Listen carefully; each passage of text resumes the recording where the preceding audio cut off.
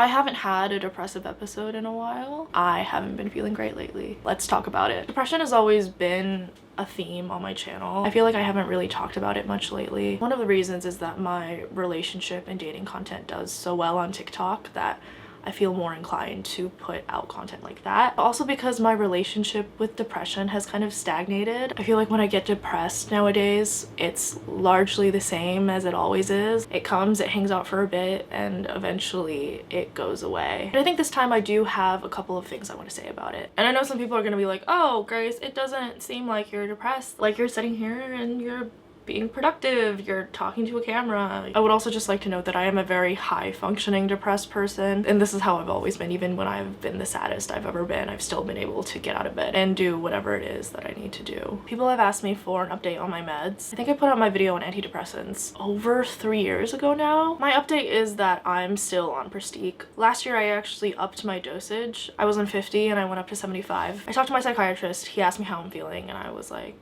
well, I don't feel great, but I also don't feel bad. And so it was a question of whether or not I wanted to try a higher dosage and see if it made me feel better. I think the problem is that every time I feel better, I think that I don't need meds anymore. And then I'm in a place like I am right now where I am not feeling good and I'm like, oh no, I need to be on meds. I can't imagine feeling worse than I do right now because this is already bad. Last time I talked to my psychiatrist, I started the process of maybe stopping my meds. And so I'm back down to 50 and I wanted to taper off as slowly as possible, but I don't think it's a good idea. Something my psychiatrist told me that I had actually never heard anyone say before is if you have 2 or more depressive episodes a year, then you should be on antidepressants. And I didn't realize that there was like an actual number. I didn't realize that whether or not you should be on antidepressants was quantifiable by the number of depressive episodes you have in a year. And I was thinking, I feel like I'm sitting on a solid 2 depressive episodes a year. I feel like I had 2 last year and I think this is my second one this year. It's only July, I guess the year is still young. I am really scared to get off of antidepressants, but I'm also scared to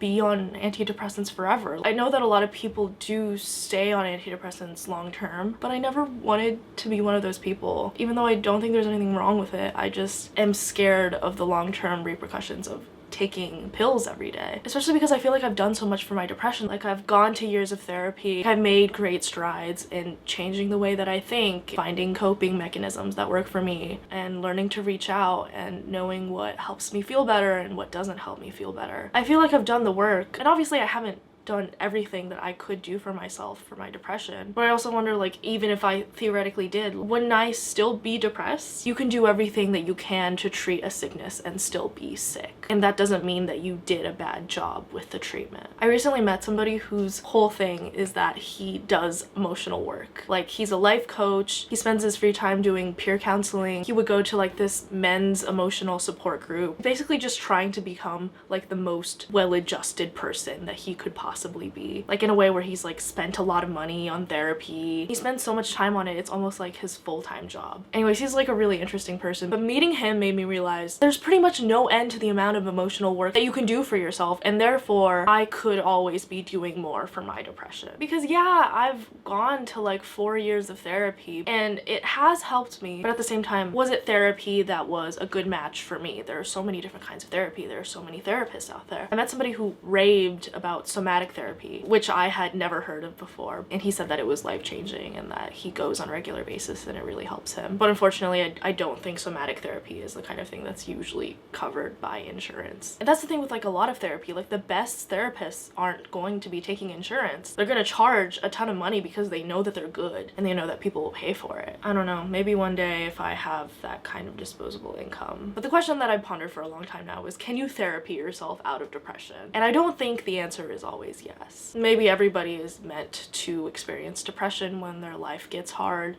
or when they experience grief, or maybe they're not. Maybe I'm just surrounded by a lot of people who struggle with mental illness. Something else I've been thinking about is the relationship between love and depression, in the sense of what it's like dating and being in a relationship when you do have depression. Obviously relationships are very hard, and when you're young they're often short-lived and quite messy because you are so naive and inexperienced. The thing that makes it harder is that when you are in a relationship, the person that you are with inevitably becomes a source of joy in your life, and they make you happy. And it's happiness that's directly correlated with something else, and that something else is your partner. And it's such a powerful and impactful source of happiness because, especially in the beginning, when you're in love and you're in your honeymoon phase, like, that person just brings an unbelievable amount of happiness into your life. But when things don't work out or you can't see them for a while, you lose like a huge source of joy that you've had in your life. Because when you're depressed, it can be very hard to find sources of joy in your life. It's devastating when suddenly you lose that, or you get into an argument with your partner, or you have some sort of falling out. It's like you were addicted to a drug and now you're in withdrawal. It's so easy to just want to cling on so tightly to whatever sources of joy you can find, because it's like you finally found some source of relief. You finally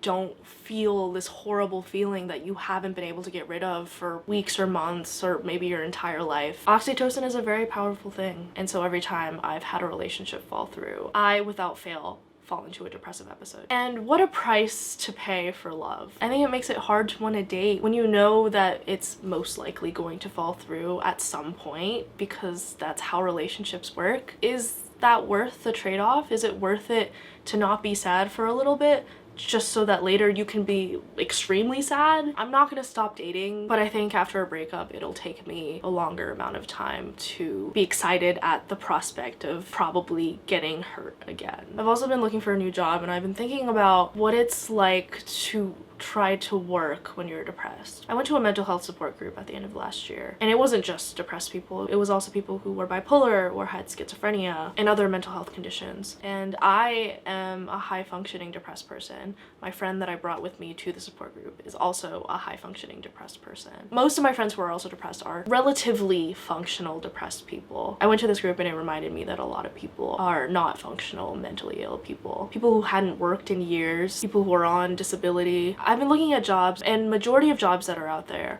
are full-time jobs. And full-time jobs are really tempting because they are a steady paycheck. They are also 40 hours plus of your life a week, which is a lot. I was talking to a man that was in his early 40s, and he said that when he was in his 20s, he worked a lot, he was a career man, but he wished that he worked less and that he traveled more and experienced life more. And I said, well, I've taken that route for the past couple of years since I've graduated college, and I can say that now I am looking to make more money. I have applied for and interviewed for full-time jobs, despite the fact that it does not align with what I want for my life, solely because the idea of a steady paycheck is too enticing. And I think that just goes to show that the grass is greener on the other side. I think that you can choose to have time and freedom, or you can choose to have money. And if you choose one or the other, you're constantly wishing you chose the other thing. I think the biggest hindrance to me working in terms of my depression is that when I'm depressed, I tend to sleep a lot. I take a lot of naps, I'm tired, and when I'm sleepy or when I don't get enough sleep, I'm a very cranky and irritable person. And I think the thing about being a professional is that you have to work and be a professional regardless of how you feel. And I think that's something I've always struggled with. And the reason why I've never worked 40 hours a week is because I don't know if I would be able to be good at my job if I worked that much. I'm scared that I won't be able to perform at the level that I would want to, because I wouldn't have the flexibility to do whatever it is I need to do to be my most productive. Because I'm terrible at sleeping, but also I need a lot of it. I don't know, I think if I were to ever try to work 40 hours a week, it would have to be a job that's flexible in some way. It's weird being depressed in the summer. I think the thing that's hard about being depressed over the summer is that it's so hot outside that you just don't want to leave your nice air-conditioned room. It's been a while since I've felt this bad for this long. Just because you have a lot of experience dealing with depression doesn't necessarily make it feel any less bad when you do experience it. It also just sucks because I've had so many good things happen in my life recently that I can't